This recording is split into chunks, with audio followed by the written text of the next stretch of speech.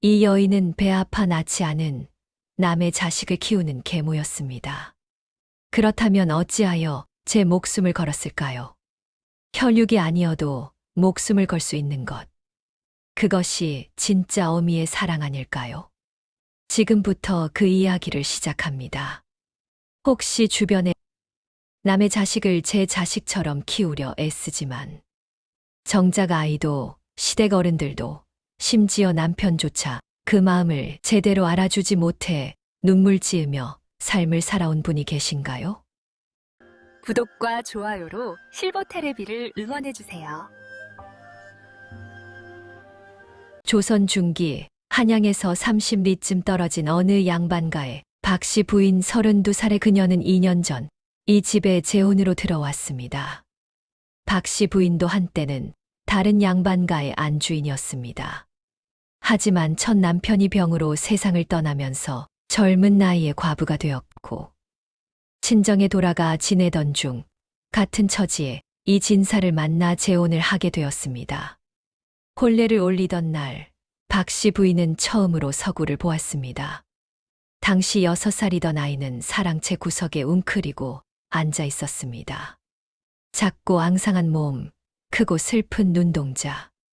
친모를 잃은 지 1년이 지났지만 아이의 눈빛에는 두려움과 그리움이 뒤섞여 있었습니다. 박씨 부인의 가슴이 철렁 내려앉았습니다. 이 아이구나. 서구의 친모는 박씨 부인이 이 생전에 알고 지내던 사이였습니다. 같은 고을의 양반과 부인들로 친정 식구들의 모임에서 종종 얼굴을 보던 사이였습니다. 나이도 비슷하고 처지도 비슷했던 두 사람은 자연스럽게 가까워졌습니다. 그런데 서구의 친모가 갑자기 병을 얻었다는 소식을 들었습니다. 박씨 부인은 급히 문병을 갖고 그곳에서 죽음을 앞둔 친구를 만났습니다. 박씨 부인, 오셨구려. 침상에 누운 여인은 너무나 수척했습니다. 박씨 부인은 그 손을 꼭 잡으며 눈물을 흘렸습니다. 부인, 어찌 이렇게 되셨습니까? 제 명이 다한 것 같습니다. 하지만 제가 죽고 나면 우리 서구는 어찌 되는 것입니까? 서구의 친모는 떨리는 손으로 박씨 부인의 손을 더 꽉 잡았습니다. 부인, 제가 들으니 댁은 마음씨가 참 고우시다 하더이다. 그리고 댁도 일찍 남편을 여의셔서 혼자 된 이의 마음을 아실 것입니다. 부인, 제 남편이 훗날 재가를 한다면 부디 그때 댁을 생각해 주십사 하고 이미 말을 해두었습니다. 박씨 부인은 깜짝 놀랐습니다. 부인, 무슨 말씀을? 부디 제가 죽거든 우리 서구를 지켜주십시오. 저 아이가 너무 어려서 제가 마음 편히 못할 것 같습니다. 서구의 친모는 떨리는 손으로 품에서 작은 보자기를 꺼냈습니다. 그 안에는 옥반지 하나가 들어 있었습니다. 이것은 저희 어머니께서 주신 것입니다. 제가 가장 아끼던 것이지요. 부디 이것을 간직하시고 서구를 지켜주십시오. 부인, 이런 귀한 것을 약속해 주십시오. 제발. 박씨 부인은 울면서 고개를 끄덕였습니다. 약속하겠습니다. 제가 꼭 서구를 지키겠습니다. 그리고 며칠 후 서구의 친모는 세상을 떠났습니다. 1년 뒤 이 진사의 중매가 들어왔습니다. 박씨 부인은 서구 친모의 마지막 부탁이 떠올랐습니다. 그리고 결심했습니다. 그래, 내가 가서 서구를 지켜야겠구나. 혼례를 올린 그날 밤, 박씨 부인은 시어머니, 장씨 부인 앞에 무릎을 꿇고 말했습니다. 어머님, 서구를 제가 낳은 자식처럼 정성껏 키우겠습니다. 하지만 장씨 부인의 대답은 차갑기만 했습니다. 허허, 그런 말은 누구나 하지. 하지만 세상에 계모가 전처 자식을 진심으로 사랑한다는 게 어디 있더냐. 내 배 아파 낳은 자식이 생기면 그땐 또 달라지는 게 사람 마음이야. 박 씨 부인은 아무 말도 하지 못했습니다. 그저 고개를 숙인 채 마음속으로 다짐할 뿐이었습니다. 아닙니다. 저는 다를 것입니다. 그분과 약속했습니다. 꼭 서구를 지키겠다고. 그렇게 3년의 세월이 흘렀습니다. 박 씨 부인은 매일 새벽같이 일어나 서구의 아침상을 차렸습니다. 아이가 좋아하는 나물을 정성껏 무치고 따뜻한 죽을 쏘았습니다. 겨울이면 아랫목을 뜨겁게 데워두었고 여름이면 시원한 부채질을 해주었습니다. 서구의 옷이 해지면 밤늦게까지 바느질을 했고 책을 읽다 모르는 것이 있으면 남편에게 물어서라도 알려주었습니다. 아이가 아플 때는 밤새 곁을 지켰고 기쁜 일이 있으면 함께 웃어주었습니다. 하지만 서구는 마음을 열지 않았습니다. 저기, 아침상 물리겠습니다. 저기, 서당에 다녀오겠습니다. 저기, 먼저 물러가겠습니다. 언제나 저기, 였습니다.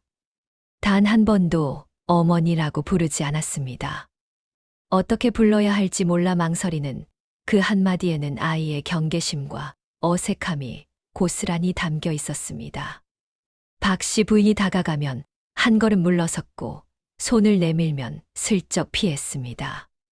밥을 먹을 때도 눈을 마주치지 않았고 말을 건네도 짧게 대답할 뿐이었습니다. 마을 사람들의 수군거림은 더 심했습니다. 저 박 씨 부인 말이야. 겉으로만 잘해주는 척하지. 속으로는 전처 자식이 눈에 가시겠지. 계모가 전처 자식을 사랑한다는 게 어디 있나. 다 체면 때문에 꾸미는 것이지. 나중에 제 자식 낳으면 그땐 또 달라질 거야. 세상이 다 그렇잖아. 박 씨 부인은 이 모든 말을 들으면서도 참았습니다. 입술을 깨물고 눈물을 삼키고 그저 묵묵히 서구를 돌보았습니다. 그런데 가장 힘든 것은 시어머니 장 씨 부인이었습니다. 박 씨 부인을 걱정해 주는 말이었지만 그 걱정해 주는 말들이 오히려 박 씨 부인 마음을 아프게 했습니다. 며느라, 아직도 내 배로 아이를 못 가졌느냐? 벌써 3년이 지났는데 말이다. 서구는 전처 소생이니 내가 낳은 자식이 있어야 내 입지도 서는 법이다. 너무 서구한테만 매달리지 마라. 내 자식을 낳는데 더 신경 써야 하지 않겠느냐. 박 씨 부인은 이런 말을 들을 때마다 가슴이 찢어지는 듯 했습니다. 아직 서구는 어린데 저 어린 녀석이 얼마나 외로울고 내 자식을 낳는 것보다 서구를 지키는 게 더 중요해. 하지만 말할 수 없었습니다. 그저 예, 어머님 하고 고개를 숙일 뿐이었습니다. 어느 날 밤 박 씨 부인은 홀로 안방에 앉아 반지꼬리를 열었습니다. 그 속에는 작은 옥반지 하나가 들어 있었습니다. 서구의 친모가 죽기 전 박 씨 부인의 손에 쥐어준 그 반지였습니다. 박 씨 부인은 그 반지를 만지작거리며 눈물을 흘렸습니다. 아, 제가 약속을 지키지 못하는 것 같습니다. 아무리 정성을 다해도 서구의 마음을 얻을 수가 없습니다. 그만 포기해야 할까요? 어찌해야 서구가 마음을 열 수 있을까요? 그때 밖에서 작은 소리가 들렸습니다. 박 씨 부인이 문을 열어보니 서구가 사랑채 툇마루에 앉아 하늘을 올려다보고 있었습니다. 아이의 작은 어깨가 미세하게 떨리고 있었습니다. 오늘은 서구 친모의 기일이었습니다. 박 씨 부인은 조용히 다가가 서구 옆에 앉았습니다. 아무 말도 하지 않았습니다. 그저 함께 밤하늘을 바라보았습니다. 한참을 그렇게 있다가 박 씨 부인이 나직이 말했습니다. 서구야, 내 어머니는 참 훌륭한 분이셨단다. 너를 얼마나 사랑하셨는지. 서구는 대답하지 않았습니다. 하지만 눈물이 볼을 타고 흘러내렸습니다. 박 씨 부인은 아이의 등을 쓰다듬지 않았습니다. 안아주지도 않았습니다. 그저 옆에 앉아 함께 울어주었습니다. 그날 밤 박씨 부인은 다시 한 번 다짐했습니다. 서구가 나를 어머니라 부르지 않아도 괜찮은 거야. 나를 사랑하지 않아도 괜찮은 거지. 나는 그저 우리 서구가 행복했으면 하는 마음뿐인 거야. 그게 내가 서구 친엄마와 한 약속이니까. 많은 분들이 이런 경험 있으시죠?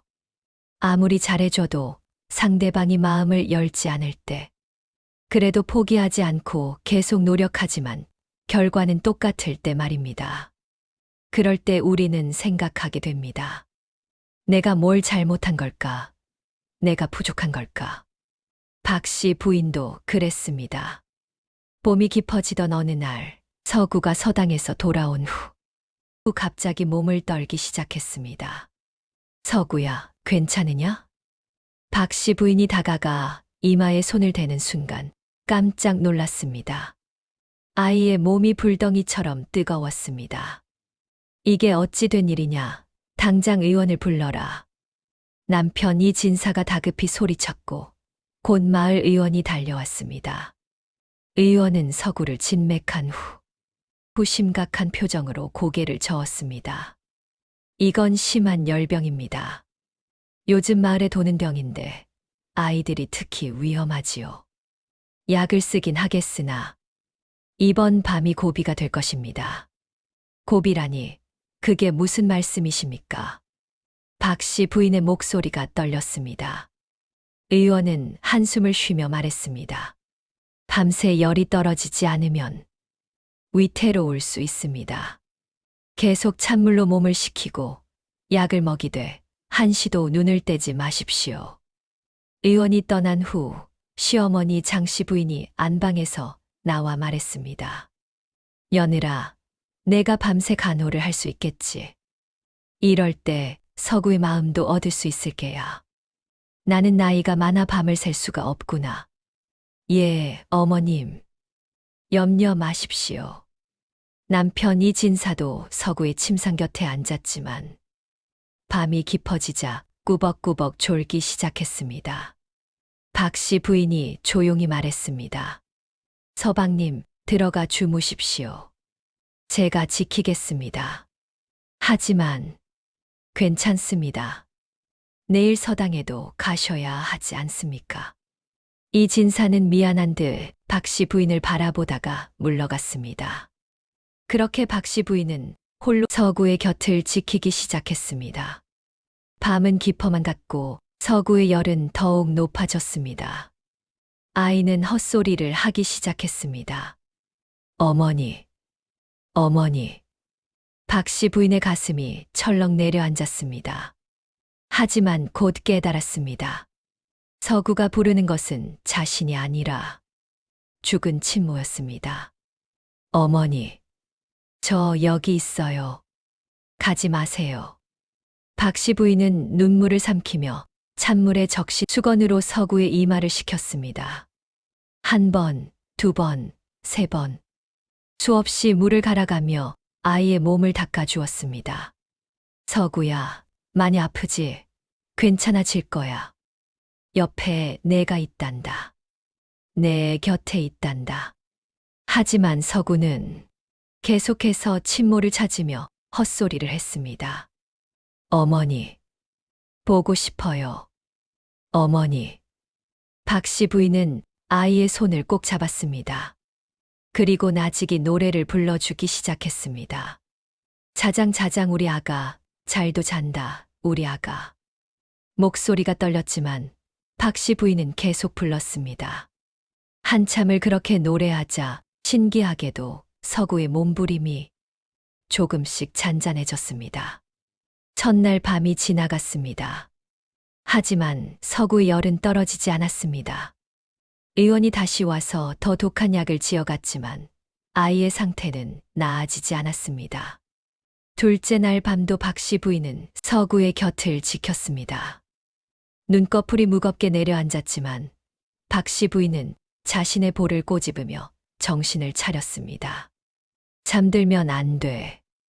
의원님께서 한시도 눈을 떼지 말라 하셨어. 시어머니 장씨 부인이 중간에 들어와 보더니 혀를 찼습니다. 아직 깨어나지 않았구나. 사람 일은 모르는 법이니 하늘의 뜻에 맡기는 것밖에 없구나. 박씨 부인은 대답하지 않았습니다. 그저 묵묵히 서구를 돌볼 뿐이었습니다. 장씨 부인이 나가며 중얼거렸습니다. 쯔쯔, 저렇게 애를 써봤자. 나중에 제 자식 생기면 또 달라질 텐데. 하지만 박씨 부인의 귓가에는 그 말도 들리지 않았습니다. 오직 서구의 거친 숨소리만이 들릴 뿐이었습니다. 셋째 날 밤 서구의 상태가 더욱 악화되었습니다. 숨이 가빠지고 얼굴이 창백해졌습니다. 박씨 부인은 공포에 휩싸였습니다. 안 돼. 안 돼, 서구야. 눈을 떠야 한다. 박씨 부인은 떨리는 손으로 서구의 손을 잡고 기도했습니다. 하늘이시여, 부디 이 아이를 살려주소서. 이 아이는 아직 어립니다. 이 아이가 죽으면 제가 어찌 그분 앞에 면목이 있겠습니까? 눈물이 뚝뚝 떨어져 서구의 손등을 적셨습니다. 그리고 신기하게도 서구의 이마에서 식은땀이 흘러내리기 시작했습니다. 열이 떨어지고 있었습니다. 서구야, 서구야. 박씨 부인이 아이를 흔들자 서구가 천천히 눈을 떴습니다. 저기. 그래, 그래. 서구야, 정신이 드느냐? 서구는 힘없이 고개를 끄덕였습니다. 박씨 부인은 그제야 긴장이 풀리며 주저앉았습니다. 살 밤을 꼬박 세운 탓에 온몸에 힘이 빠져나갔습니다. 서구를 지켰다라고 나지막한 소리를 내며 박씨 부인은 그대로 서구의 침상 옆에 쓰러져 잠들었습니다. 며칠 후 서구가 완전히 회복했습니다. 박씨 부인은 죽을 쏘어 먹이고 몸조리를 시켰습니다. 서구는 여전히 여기 라고 부르며 어색해했지만 그래도 박씨 부인은 행복했습니다. 살아있구나. 그것만으로도 감사하다. 하지만 문제는 그 다음이었습니다. 어느 날 서구가 서당에서 돌아와 박씨 부인을 피하기 시작했습니다. 전보다 더 냉랭하게 대했고 눈도 마주치지 않았습니다. 박씨 부인은 이상하게 여겼지만 물어볼 수가 없었습니다. 며칠 후 마을 아낙네가 장씨 부인을 찾아와 수군거리는 소리가 들렸습니다. 마님 들으셨습니까? 요즘 마을에 소문이 돌더이다. 무슨 소문? 그 박씨 부인 말입니다. 서구 도련님을 일부러 아프게 했다는 소문이 돌고 있습니다. 뭐라고? 계모가 전처 자식을 없애려고 독을 탔다느니, 일부러 찬 음식을 먹였다느니, 온갖 말이 다 돕니다. 박씨 부인은 문 밖에서 그 말을 듣고 온몸이 얼어붙었습니다. 아, 그래서 서구도 그 소문을 들었던 것입니다. 서당 아이들이 수군거렸을 것입니다. 내 새어미가 널 죽이려 했대. 계모는 다 그래 무섭다며 하고 말입니다. 박씨 부인은 가슴이 무너지는 듯 했습니다. 사흘 밤을 꼬박 세우고 제 목숨보다 소중히 여겼는데 사람들은, 서구는, 그날 밤 박씨 부인은 홀로 울었습니다. 하지만 다음 날 아침 박씨 부인은 다시 일어났습니다. 괜찮아. 서구가 오해하고 있어도 괜찮아. 언젠가는 알아주겠지. 박씨 부인은 여전히 서구의 아침상을 차렸고 옷을 깁고 말없이 뒤에서 지켜보았습니다. 우리는 살다 보면 이런 순간을 맞이하곤 합니다. 아무리 애를 써도 인정받지 못할 때, 오히려 오해만 쌓여갈 때, 그래도 포기하지 않고 계속 나아가야 할지 고민하게 되는 순간 말입니다. 박씨 부인도 그 기로에 서 있었습니다. 서구의 열병이 완전히 나은 후 한 달이 지났지만 아이와 박 씨 부인 사이의 벽은 오히려 더 높아졌습니다. 마을에 도는 소문 때문이었습니다. 저 박 씨 부인이 서구 도련님을 일부러 아프게 했다더라. 계모가 전처 자식을 사랑할 리 없지. 다 거칠애일 뿐이야. 이런 말들이 서구의 귓가에도 들어갔습니다. 서당 친구들이 수근거렸고 마을 아이들이 놀려댔습니다. 야, 내 새어미 조심해. 독탄 음식 먹일지도 몰라. 계모는 다 무섭대. 우리 할머니가 그러셨어. 어린 서구는 혼란스러웠습니다. 분명 박 씨 부인은 자신을 정성껏 돌봐주었습니다. 하지만 모든 사람들이 계모는 믿을 수 없다고 했습니다. 정말 저분이 나를 아프게 한 걸까? 아니면 아니야, 그럴 리 없어. 하지만 서구는 박 씨 부인을 대할 때마다 마음이 복잡했습니다. 그래서 더 냉랭하게 대했고 더 거리를 두었습니다. 자신을 지키기 위해서였습니다. 박 씨 부인은 그런 서구를 보며 가슴 아파했지만 어쩔 도리가 없었습니다. 시간이 지나면 언젠가는 알아주겠지. 그렇게 스스로를 달래며 하루하루를 견뎠습니다.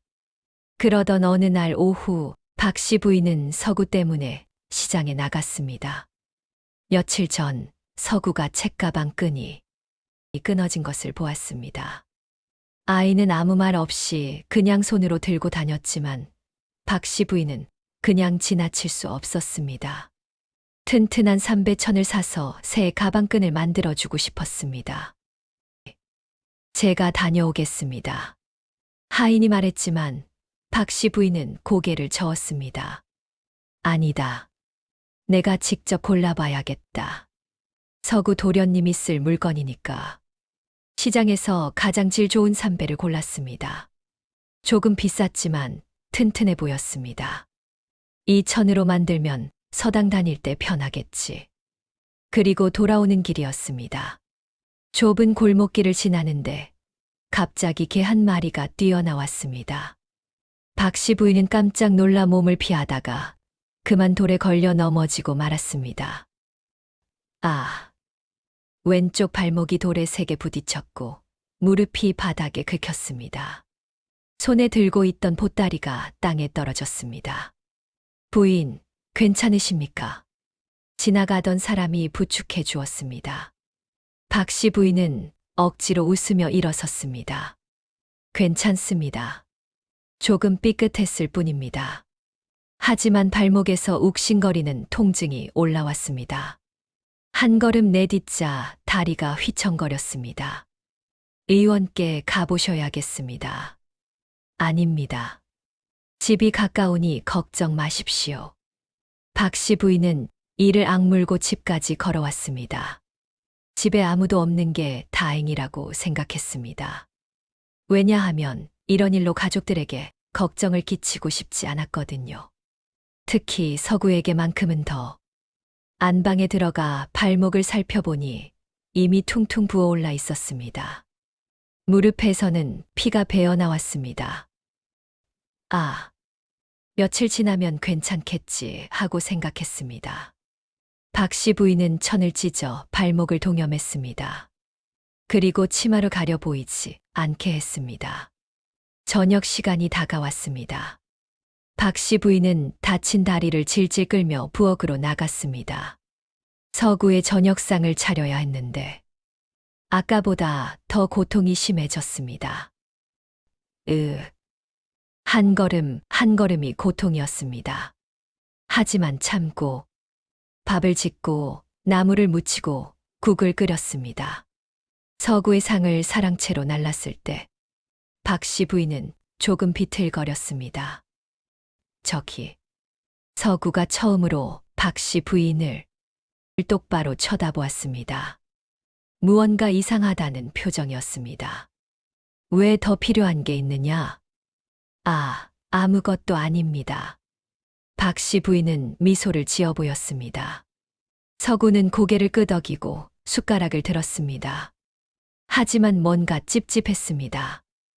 방금 박씨 부인의 걸음걸이가 이상했던 것 같은데, 그날 밤부터 박씨 부인의 고통스러운 날들이 시작되었습니다.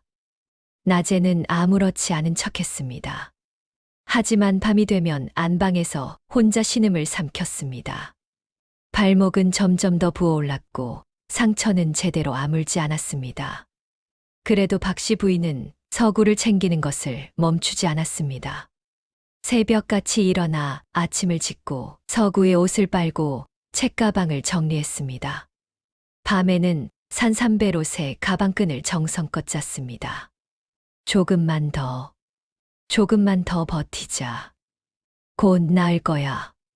하지만 날이 갈수록 다리는 더 아팠습니다.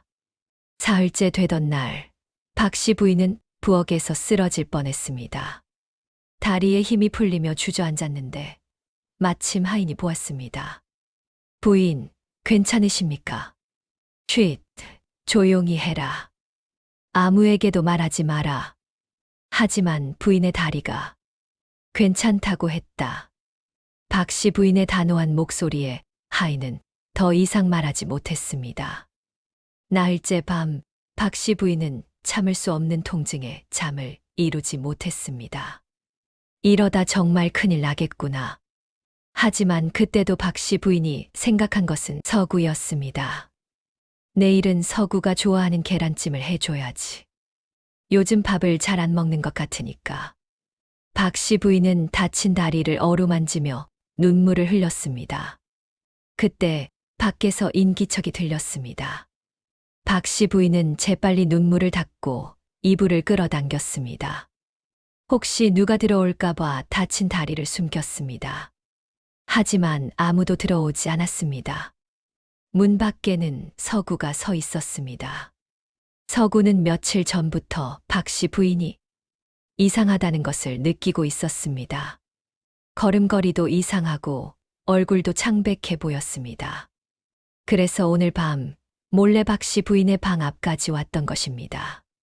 그리고 들었습니다. 박씨 부인의 작은 신음 소리를, 흐느끼는 소리를, 서구라고 중얼거리는 소리를 말입니다.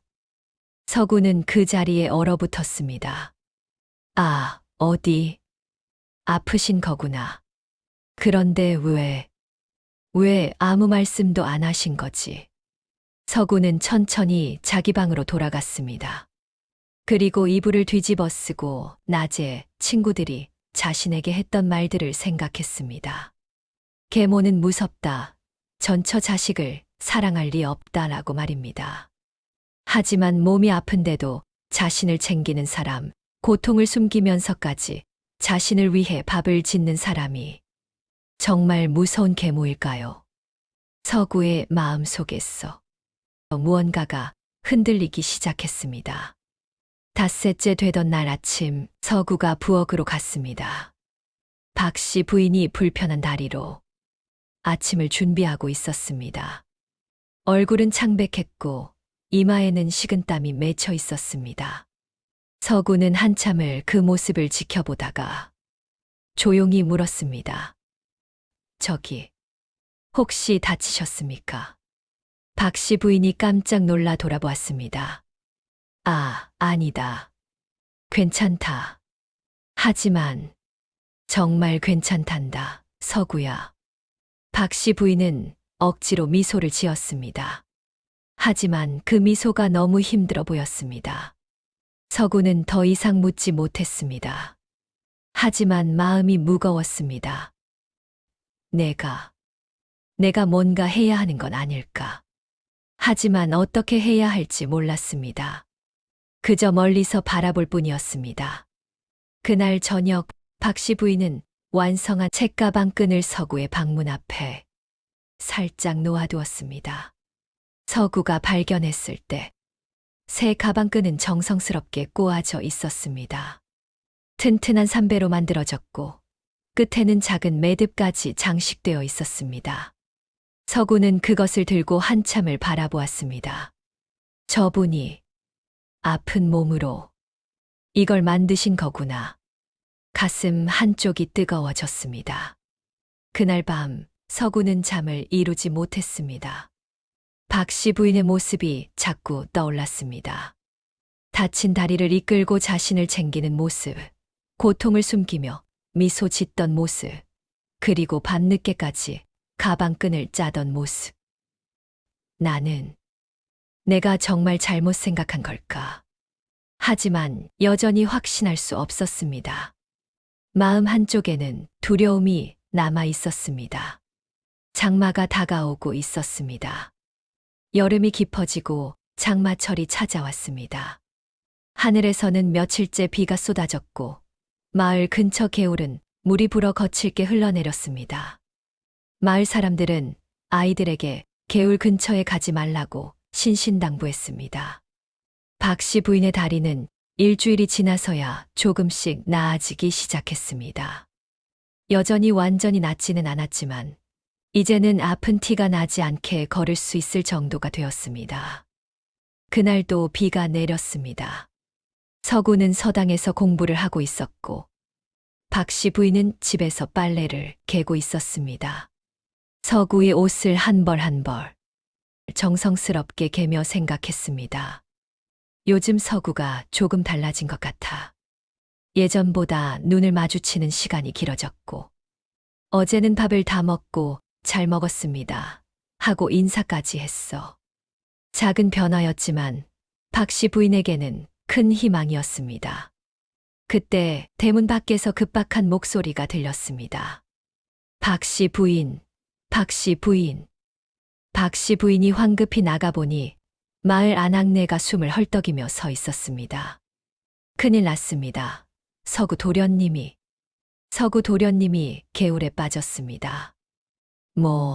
뭐라고요? 박 씨 부인의 얼굴이 하얗게 질렸습니다. 서당에서 돌아오다가 개울 다리를 건너는데 물이 너무 불어서 그만 발을 헛디뎌 더 듣지도 않았습니다. 박 씨 부인은 그 자리에서 미친 듯이 뛰기 시작했습니다. 서구야. 다친 다리 따위는 잊었습니다. 오직 한 가지 생각뿐이었습니다. 서구를 구해야 해. 서구를. 개울가에 도착했을 때 마을 사람들이 모여 있었습니다. 모두들 다급한 표정으로 물속을 들여다보고 있었습니다. 어디 있습니까? 서구가 어디 있어요? 박 씨 부인이 소리쳤습니다. 저기 바위에 붙잡고 있습니다. 누군가가 가리킨 곳을 보니 개울 한가운데 큰 바위에 서구가 필사적으로 매달려 있었습니다. 아이의 작은 몸은 거센 물살에 흔들리고 있었고 얼굴은 공포로 일그러져 있었습니다. 살려주세요. 서구의 가느다란 목소리가 빗소리에 섞여 들려왔습니다. 어서 누가 들어가서 구해야 하지 않습니까? 박 씨 부인이 소리쳤습니다. 부인, 지금 물살이 너무 셉니다. 함부로 들어갔다가는 같이 휩쓸립니다. 그럼 어쩌란 말입니까?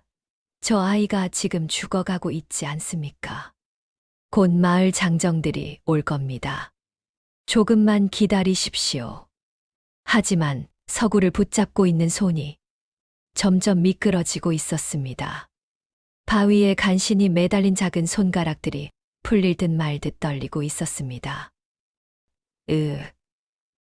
무서워요. 어머니. 서구가 울먹이며 소리쳤습니다. 그 순간 박 씨 부인의 머릿속에 한 가지 생각이 스쳤습니다. 저 아이가 방금 어머니라고 했어. 박 씨 부인의 눈에서 눈물이 쏟아졌습니다.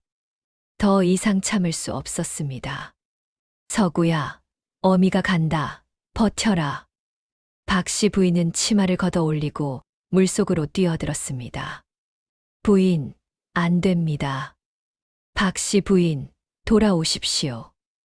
마을 사람들이 소리쳤지만 박 씨 부인은 듣지 않았습니다. 차디찬 물이 온몸을 휘감았습니다. 거센 물살이 박 씨 부인을 밀어냈지만 그녀는 팔을 휘저으며 서구를 향해 나아갔습니다. 갑자기 물속으로 들어가니 다친 다리의 통증이 느껴졌지만 박씨 부인은 이를 악물고 계속 헤엄쳤습니다. 서구야, 조금만 버텨라. 살려주세요. 살려주세요. 서구의 목소리가 점점 약해지고 있었습니다. 손이 미끄러지기 시작했습니다. 안 돼. 박씨 부인은 마지막 힘을 다해 물살을 가르며 앞으로 나아갔습니다. 그리고 마침내 서구에게 닿았습니다. 서구야. 박씨 부인이 서구를 끌어안았습니다. 아이의 작은 몸이 그녀의 품에 안겼습니다. 괜찮다, 괜찮아. 어미가 있다. 어미가 널 지킬게. 박씨 부인은 서구를 꼭 껴안고 강둑으로 조금씩 움직여 보았습니다. 하지만 물살은 너무 셌습니다. 한 사람도 버거운 물살에 두 사람이 함께 헤엄치는 것은 불가능에 가까웠습니다. 박씨 부인의 몸이 점점 물속으로 가라앉기 시작했습니다. 서구야. 박씨 부인은 마지막 힘을 다해 서구를 물 위로 밀어 올렸습니다. 자신은 가라앉더라도 서구만은 살려야 했습니다. 안 돼요. 놓지 마세요. 서구가 울부짖었습니다. 그때 더 큰 물살이 밀려왔습니다. 서로가 서로를 꽉 껴안은 채 물살에 휩쓸렸습니다. 몸이 바위에 부딪혔습니다. 머리에서 날카로운 통증이 느껴졌고 눈앞이 흐려졌습니다. 아, 이제 끝인가? 하지만 박씨 부인은 서구를 놓지 않았습니다. 의식이 흐려지는 순간까지 아이를 품에 꼭 안았습니다. 서구야, 미안하구나. 어미가 널 지키지 못해서. 눈 떠요, 눈 떠요. 서구의 절규가 들렸습니다. 그 순간 강둑에서 마을 장정들이 뛰어들었습니다. 그들은 박씨 부인과 서구를 붙잡아 끌어올렸습니다. 부인, 정신 차리십시오. 하지만 박씨 부인은 대답하지 않았습니다. 머리에서 피가 흘러내렸고 눈은 감긴 채였습니다. 안 돼요. 제발 눈을 뜨세요. 서구가 박씨 부인의 몸을 흔들었습니다. 어머니, 눈 떠요. 제발. 서구는 그제야 깨달았습니다. 자신이 방금 어머니라고 불렀다는 것을, 그리고 진심으로 그렇게 부르고 있다는 것을 말입니다. 어머니, 제발 눈 떠주세요. 서구는 박씨 부인의 손을 꼭 잡고 울었습니다. 마을 사람들이 박씨 부인을 급히 집으로 옮겼습니다. 의원이 달려왔고 온 집안이 발칵 뒤집혔습니다. 시어머니 장씨 부인이 달려와 며느리를 보며 소리쳤습니다. 이게 무슨 일이냐? 어서 의원께서 진맥을 하시거라. 의원은 심각한 표정으로 고개를 저었습니다. 머리를 심하게 다쳤습니다. 의식이 돌아올지 장담할 수 없습니다. 뭐라고? 남편 이진사가 급히 달려왔습니다. 부인. 하지만 박씨 부인은 깨어나지 않았습니다. 서구는 박씨 부인의 침상 곁에 무릎을 꿇고 앉았습니다. 아이의 눈에서는 눈물이 끊임없이 흘러내렸습니다. 어머니. 서구는 처음으로 진심으로 그렇게 불렀습니다. 제가 잘못했어요. 제가 어머니를 의심했어요. 어머니를 멀리했어요. 제발 눈 떠주세요. 이제 제가 진심으로 어머니라고 부를게요. 제발. 서구의 울음소리가 안방에 가득 찼습니다. 밤이 깊어갔습니다. 박씨 부인은 여전히 깨어나지 않았습니다. 서구는 그 곁을 단 한순간도 떠나지 않았습니다. 밥도 먹지 않고 잠도 자지 않고 그저 박씨 부인의 손을 꼭 잡고 있었습니다. 제발 살아주세요. 어머니. 그렇게 사흘이 지났습니다. 사흘째 되던 새벽, 박씨 부인이 천천히 눈을 떴습니다. 희미한 촛불이 보였고 어딘가에서 작은 흐느낌 소리가 들렸습니다. 고개를 돌리자 서구가 자신의 손을 꼭 잡은 채 엎드려 울고 있었습니다. 서구야. 박씨 부인의 가느다란 목소리에 서구가 화들짝 놀라 고개를 들었습니다. 어머니, 어머니. 서구는 박씨 부인의 손을 더욱 꽉 잡았습니다. 눈은 퉁퉁 붓고 얼굴은 눈물 자국으로 얼룩져 있었습니다. 괜찮니? 다치지는 않았니? 박씨 부인이 떨리는 손으로 서구의 뺨을 어루만졌습니다. 제가 괜찮은 게 중요한 게 아닙니다. 어머니가.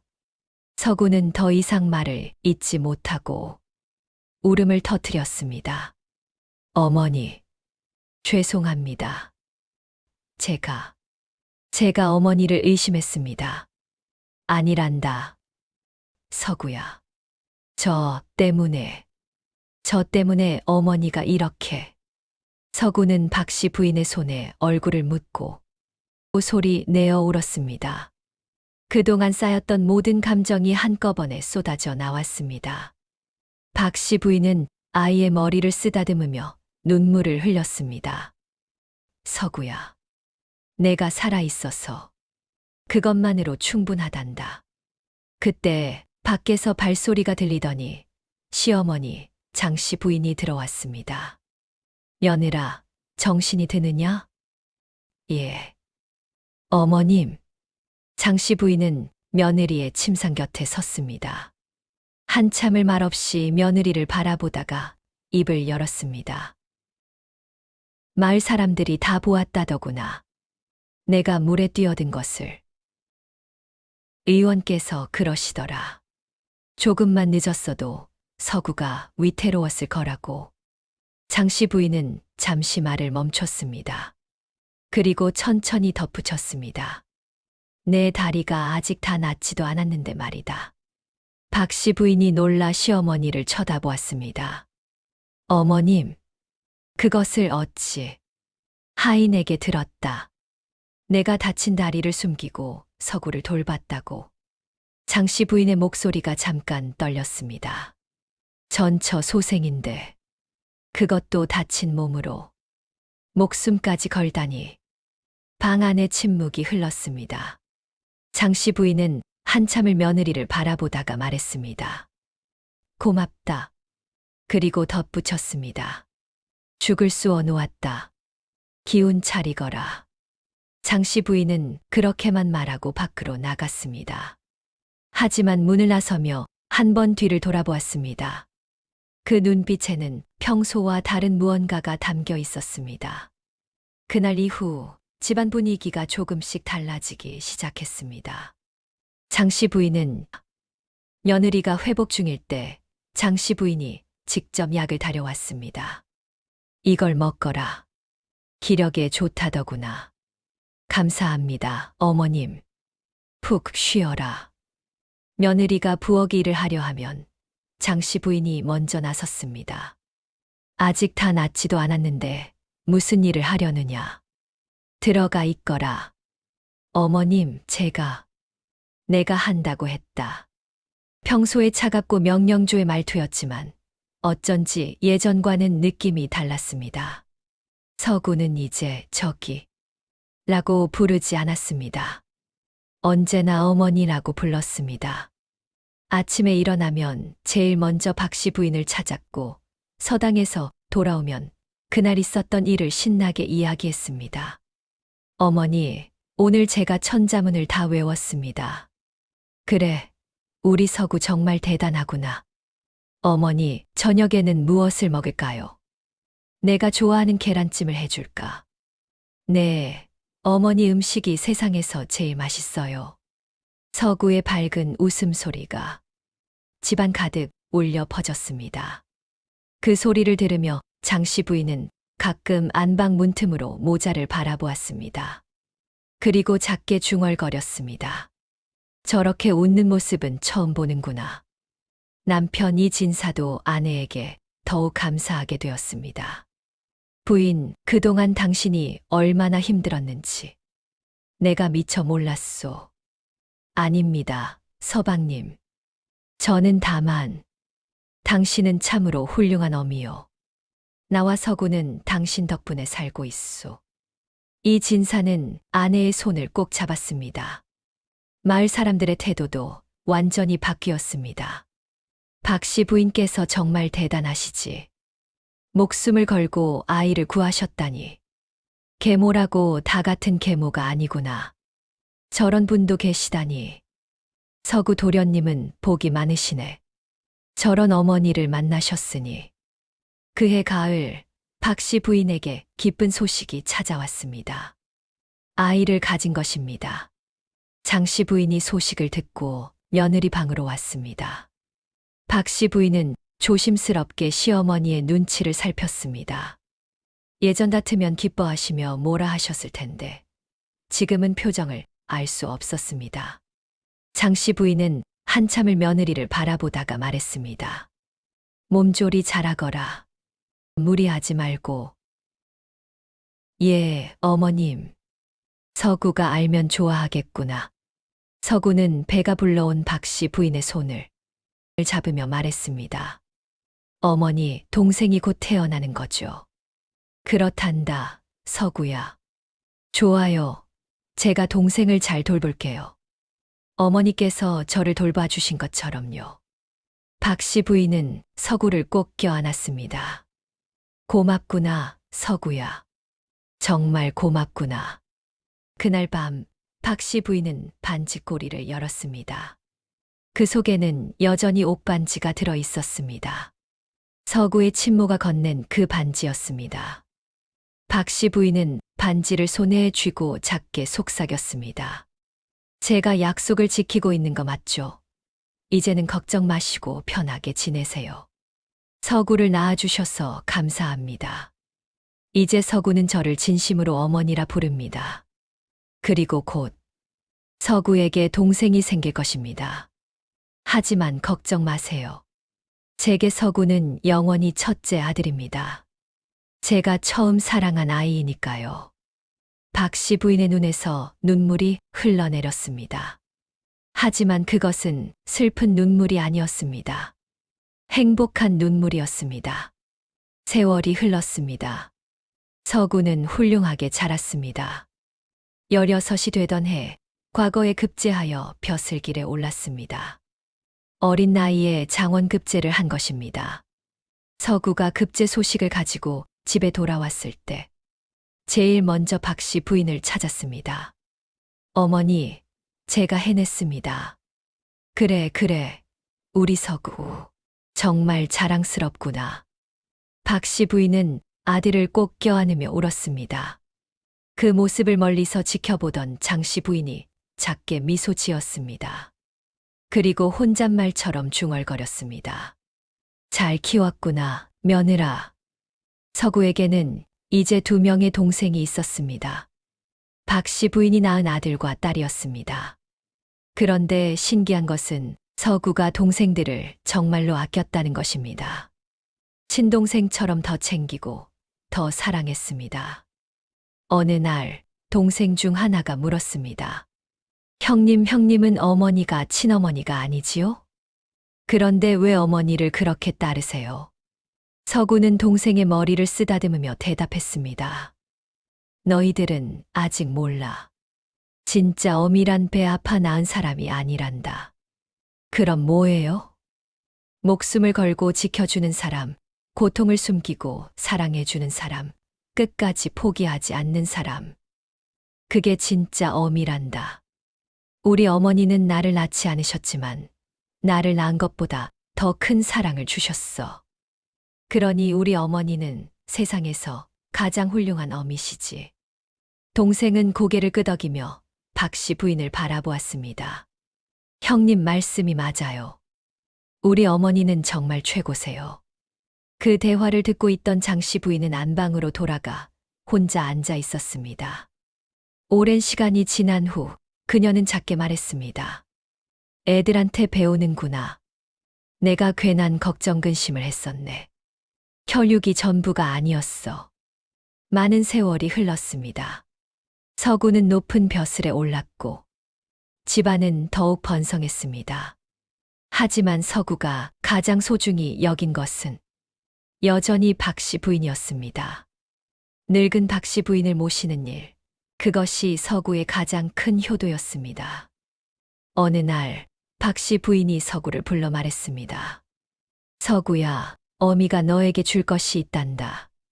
박씨 부인은 오래된 반지꼬리를 꺼냈습니다. 그 속에는 옥반지가 들어 있었습니다. 이건 내 친모께서 주신 것이란다. 나에게 너를 부탁하시며 주셨지. 서구는 반지를 받아들었습니다. 눈물이 주르륵 흘러 내렸습니다.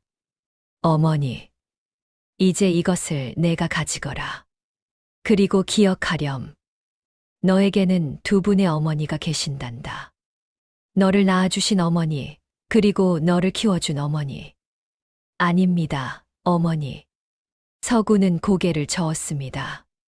제게는 오직 한 분의 어머니밖에 없습니다. 바로 어머니, 당신이십니다. 서구야. 저를 낳아주신 분도 물론 고마우십니다. 하지만 저를 진짜 사랑으로 키워주신 분은 어머니이십니다. 제게 사랑이 무엇인지, 헌신이 무엇인지 가르쳐 주신 분이십니다. 서구는 박씨 부인의 손을 꼭 잡았습니다. 어머니는 제게 세상에서 가장 소중한 분이십니다. 영원히 저의 어머니이십니다. 박씨 부인은 아들을 꼭 껴안으며 울었습니다. 고맙다. 서구야. 정말 고맙구나.